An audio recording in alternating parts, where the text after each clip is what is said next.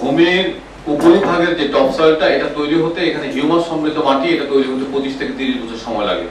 এই মাটি বিক্রি করে ইটের ভাটা যাচ্ছে এবং রাতের অন্ধকারে এটা পুলিশ প্রশাসন থেকে আপনারা এটার বিরুদ্ধে শক্ত উদ্যোগ নেবেন। এবং এসিল্যান্ড যারা আছে, ভেকো বা যারা এই কাজগুলো করে, আপনারা জানেন যে প্রতিটা এলাকায় ইউনিয়নে কয়েকটা মাত্র ভেকো আছে, আপনারা এগুলো চিনেন। এদেরকে শক্ত শাস্তির আওতায় আনবেন এবং ভূমিদস্যুদের বিরুদ্ধে শক্ত শাস্তি দেবেন। আপনাদের উপরে কোনো পলিটিক্যাল প্রেশার আসলে will try to protect you. Political প্রেশারকে এন্টারটেইন করা আপনাদের কাজ না। রাজনৈতিক সরকার আসছে সেটা পরে দেখব। আমাদের এই মুহূর্তে কোনো রাজনৈতিক দলকে এন্টারটেইন করা, কোনো গোষ্ঠীকে এন্টারটেইন করার কোনো সরকারি দায়িত্বের মধ্যে, আমাদের কর্তব্যের মধ্যে পড়ে না। সেক্ষেত্রে সরকারের দিক থেকে আপনাদের উপর কোনো প্রেশার আসবে না এবং আপনারাও রাজনৈতিক দলের পক্ষ থেকে কোনো প্রেশারকে এন্টারটেইন করবেন না। আমাদের কর্মকর্তাদের যে কোনো শক্ত এবং সৎ পদক্ষেপের জন্য, শক্ত নিষ্ঠার সাথে কাজ করতে গিয়ে আপনাদেরকে যদি কঠিন পদক্ষেপ নিতে হয়, সেই পদক্ষেপকে আমরা প্রোটেক্ট করব এবং হয়রানি মুক্ত ভাবে আমরা সেটা কতটা নিশ্চিত করতে পেরেছি সেটাই আমাদের আজকের এই সবার মূল উদ্দেশ্য। এখানে আসা যাওয়ার পথে আমি ভৌত অবকাঠামো দেখি, কিন্তু ভৌত অবকাঠামোগুলোর ভিতরে কিছু নেই। অর্থাৎ কাঠামো আসা যাওয়ার পথে দেখি সমাজসেবা মন্ত্রণালয়ের অফিস আছে, লালবাইয়ে দেখেছি একটা বনালয়, একেবারে কি ফোকাস এরিয়া, যে আপনারা কি করেছেন এবং কি করবেন, কিভাবে আপনাদের নিজেদেরকে মানুষের গড়ে তুলবেন। কারণ এলজিডি দিয়ে শুরু করছি এই জন্য স্যার আমরা, কারণ এলজিডি রুট লেভেলে কাজগুলো করে এবং আমাদের স্থানীয় সরকার এবং বিশেষ করে বন্যা পরবর্তী যে রাস্তাঘাটের দুরবস্থা, এগুলো আমরা কতটুকু মেনটেন করতে পেরেছি। ধন্যবাদ। এক্সিন এলজিডি ক্রাইসিসের জন্য বাকিটা দেওয়া যাচ্ছে না। এই বছর আমার টার্গেট দেওয়া হয়েছিল এটিপি 800। এই চর্চা থেকে একটু সরে আসবো। অর্থ ছাড় অবশ্যই দরকার আছে সরকারের বাজেটারি ক্যালকুলেশনের জন্য, এটা খুবই গুরুত্বপূর্ণ কাজ। জাস্ট অর্থ ছাড় করে আমরা তো এটা জানি, হ্যাঁ, যে কিভাবে কাজগুলো হয়।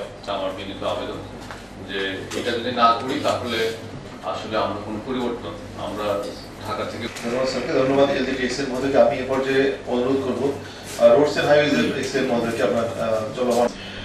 স্যার, আপনি জেনে থাকবেন যে আসলে আমরা আগে যে আমাদের টেন্ডারিং প্রসেসটা ছিল, সেই টেন্ডারিং প্রসেসের মধ্যে কিন্তু এই ব্যাপারটা আমরা নিশ্চিত করতে পারি এখন যে আমরা আসলে ওই জায়গা থেকে বের হয়ে আসছি এবং আরো ফাস্ট করতে পারি। আরো পাস করতে পারি স্যার। এটা লিটারালি আমি অগাস্টে দেশে এসেছি 29 তারিখ এবং রাস্তার অ্যালাইনমেন্টটা খুবই স্ট্রেট এবং মানে আমরা যদি ডেভেলপ করতে পারি তাহলে এটা একটা খুবই, এটা ভূমি অধিগ্রহণ সংক্রান্ত বিষয়।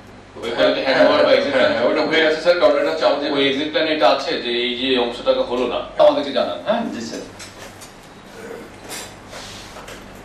আপনি মোটামুটি অর্থ রয়েছে একটা প্রকল্পের আওতায়। এই প্রকল্পটি বাস্তবায়ন করলে আমাদের এই নদীটি এখন গুমতি নদী, পুরাতন গুমতি নদী প্রায় 6.5 কিলোমিটার মতো, পুরো 2 নির্দেশনা এবং ইতিমধ্যে স্যার প্রকল্পটির টোটাল প্রকল্পে 8টা সাইট, এর মধ্যে লালমাই আসবাবপত্র এবং সেই ইকুইপমেন্টগুলো আলাদাভাবে মন্ত্রণালয় থেকে দেওয়া হতো স্যার। তা আমাদের নির্বাচন কমিশন, নির্বাচন ব্যবস্থা সংস্কার কমিশনের প্রধান নেই, কারণ নির্বাচন পাশাপাশি আমার মনে হয় কিছু সাইবার বুলিং সংক্রান্ত কিছু কর্মশালা করা যেতে পারে, যে আসলে আমাদের বাংলাদেশের বহু কৃতি সন্তান তৈরি করেছে। বাংলাদেশে এক সময় শুধু বলা হয় শহীদদের কাজ কিংবা বেসরকারি প্রতিষ্ঠান দেখেন কুমিল্লা ধীরে পিছিয়ে পড়ছে। তো সেজন্য একটা কারণ হচ্ছে যে আমাদের গ্রামের শিক্ষার্থীরা মনে করছে, ছেলেরা মনে করছে তারা একটু বড় হয়ে বাইরে চলে যাবে, তাদের লেখাপড়া করার প্রয়োজন। দুর্বৃত্তায়নের অবসান ঘটানো দরকার, রাজনৈতিক অঙ্গন, নির্বাচনী অঙ্গনকে পরিচ্ছন্ন করা দরকার, টাকার খেলার অবসান দরকার এবং একই সাথে জনগণকে সচেতন করা দরকার। তো এইগুলো হলেই আমরা একটা সুষ্ঠু নিরপেক্ষ নির্বাচনের পথ সুগম হবে, যার মাধ্যমে গণতান্ত্রিক উত্তরণ ঘটতে পারে। তো এই জন্যেই সরকারের উদ্যোগে 11টা সংস্কার কমিশন সৃষ্টি করা হয়েছে। 6টা সংস্কার কমিশন তাদের রিপোর্ট দিয়েছে। এই রিপোর্টগুলোর ভিত্তিতে তারা যে এই সুপারিশগুলো করেছে, এই সুপারিশগুলো যাতে বাস্তবায়িত হয় এবং এই জন্য রাজনৈতিক দলের সাথে আলাপ আলোচনা করার জন্য ঐক্যমত্য কমিশন করতে হয়। আমাদের মাননীয় প্রধান উপদেষ্টা সে ঐক্যমত্য কমিশনের প্রধান, আমি তার একজন নগণ্য সদস্য। তো আমরা চেষ্টা করছি রাজনৈতিক দলের সাথে আলাপ আলোচনা করে এই সংস্কারগুলো সম্পর্কে তাদের সাথে একটা ঐক্যমত্য সৃষ্টি করা। তো এখন বস্তুত আমরা যেটা দেখছি যে আমাদের সত্যিকার অর্থে সুষ্ঠু নিরপেক্ষ নির্বাচনের জন্য, একটা গণতান্ত্রিক উত্তরণের জন্য এর বলটা কিন্তু সরকারের কোর্টে এবং নির্বাচন কমিশনের কোর্টে, সরকারের কোর্টে এবং রাজনৈতিক দলের কোর্টে।